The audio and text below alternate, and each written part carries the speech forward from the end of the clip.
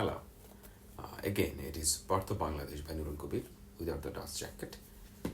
Chapter 2 Neo-colonialist role of West Pakistan, making of the Bangladesh movement in the East. The author talked about 1905 partition of Bengal by the British. Muslims of the East Bengal were exploited by the Kolkata-based Hindu zamindars. The Muslim elite and peasantry were happy with the new province made of East Bengal and Assam with the capital Dhaka, hoping that they will be free of Jamindar exploitation through this partition. But Kolkata-based nationalist Hindu youths became violent against the partition. Interestingly, upper caste Hindus of East Bengal supported the resistance.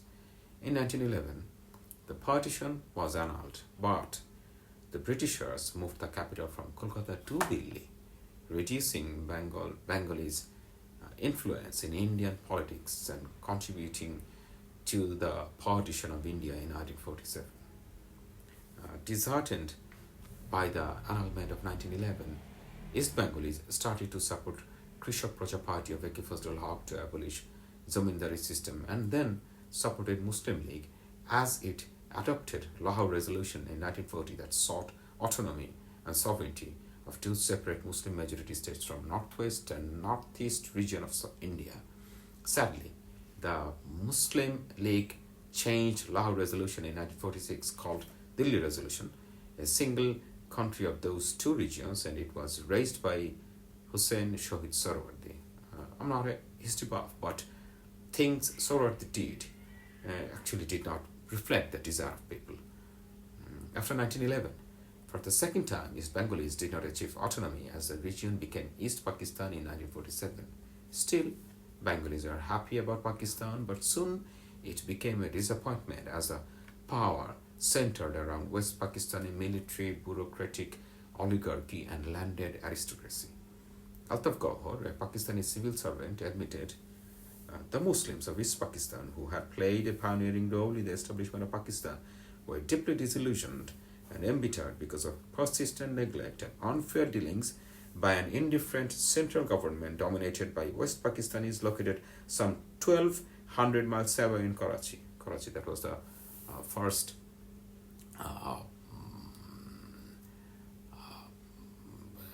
capital of Pakistan.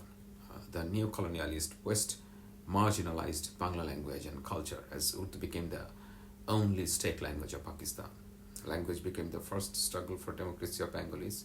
Currency notes, money order forms, postal and revenue stamps were printed in Urdu and English, not in Bangla. In the civil service exams, Urdu, English, Latin, Pali, Sanskrit, all were listed but not Bangla. They always ignored East Bengal's desire for full political autonomy, economic development through trade and commerce and industries, cultural aspiration through language. In the general election of East Bengal Provincial Assembly in 1954, though the United Front was victorious, the West Pakistani civil and military establishment was not happy to accept.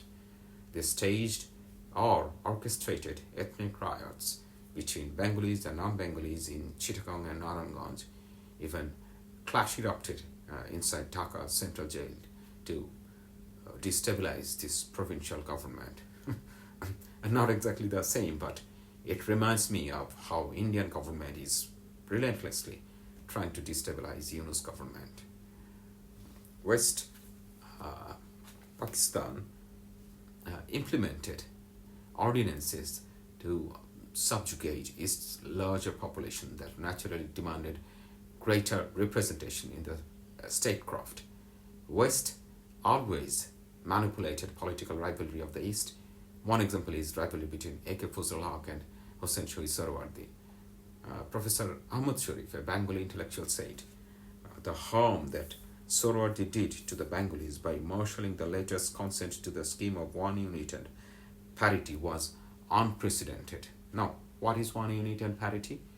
Through ordinances in 1953, maybe, to unite the four provinces of West Pakistan as one is one unit, and parity is equal representation of East and West Pakistan in the Constitutive Assembly through East Pakistan's the East Pakistan has larger population that deserves greater number of representation. And I do not know why we, the people of Bangladesh, speak so highly of Sarwardi. Then political rivalry between Army League and Krishak Shromik Party reached a level that Shahid Ali, Deputy Speaker of Provincial Assembly, was physically assaulted when he was presiding over a session and died next day. Iskandar Mirza used it as a pretext to impose martial law in October 1958. Then, within 2 weeks, General Ayub Khan deposed Mirza. In one of my previous videos, I have talked of it as I was discussing about the book Deposing of a Dictator, written by the same author. Ayub managed to continue his military rule till 1968. In the year 1969, there was a mass uprising for democracy and autonomy. Ayub was ousted and replaced by General Yahya Khan. He declared general election to be conducted within a year, 1970 that is. As usual, as Pakistanis do, they denied to transfer power to Army League, who won the election.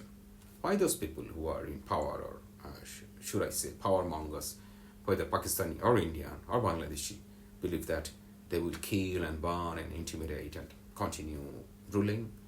Too arrogant and stupid to learn. Take care. Goodbye.